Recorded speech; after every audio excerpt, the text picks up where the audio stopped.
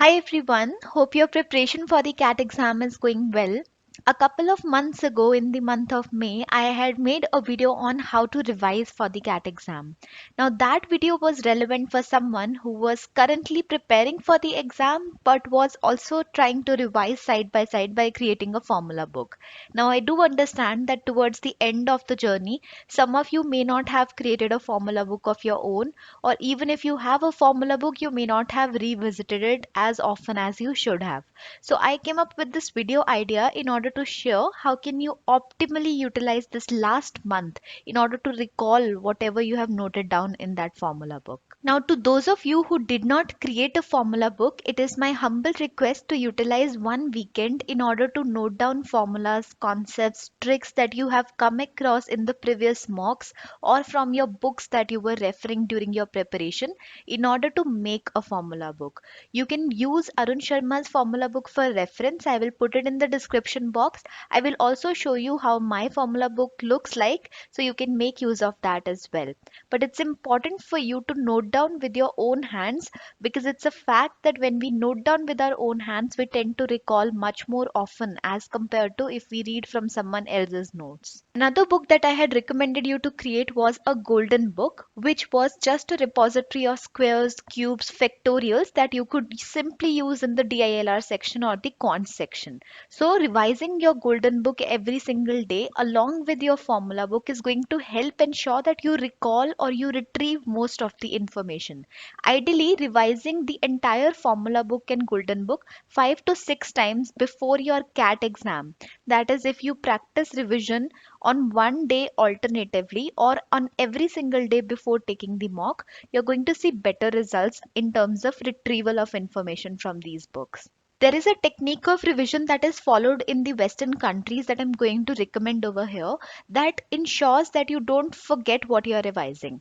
So, after every 30 minutes, there is a memory lapse that we experience. We forget what we have learned after 30 minutes. So, try spending 25 minutes on revision, then take a 5-minute break to recharge yourself, and then again revise for the next 25 minutes before taking another break.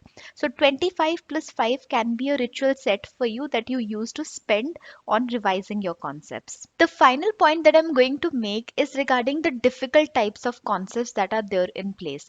Now you feel comfortable revising the easier concepts or the concepts that you generally like, but there are difficult concepts that we don't even like solving, forget even revising their basics or concepts.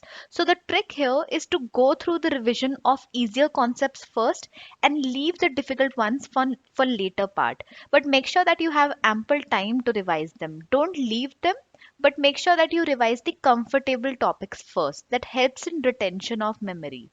Another thing that I would recommend here is using two pens. This technique was recommended by one of my seniors and it really helped me recall concepts of geometry, which was a topic I did not like.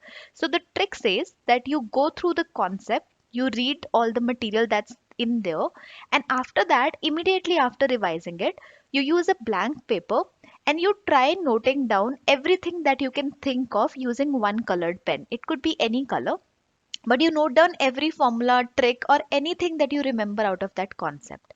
After having done that, you revisit your formula book and you check what were all the concepts of formulas that you missed out, and you note them down on the same piece of paper with a different colored pen. This ensures that you remember those concepts that you forgot more often as compared to the other concepts. If you follow this technique with a topic that you don't really enjoy reading, this will ensure that you remember most of the concepts. If you practice this 2 or 3 times with the same topic, the number of concepts that you write with a new colored pen will tend to reduce, and thereby making sure that your memory becomes stronger and stronger. So, this is a trick that you can use for your difficult concepts. Now, some of you may feel uncomfortable about the fact that all your revision efforts are going only into the QA section and you are not doing anything for VARC or DILR. well, you don't have anything to feel guilty about, because that's the norm. That's how everyone revises for the CAT exam. VARC and DILR are sections wherein your concepts are what you need to revise. You don't have anything exceptional, and the concepts become clear to you while you practice these questions again and again. So there is nothing left for you to revise during the last leg of this journey. But for QA section, since the formulas tend to be immense, you need to revise them in order to recall them. So if you're not putting in any efforts right now in order to revise for those two sections, don't worry, don't feel guilty. That's how it takes place. So that's all, folks, from my side when it comes to revising in this last leg of your journey. Let me know if you have any doubts, or if there's anything that I can help you with. I would be more than happy to do that. All the very best for your exam.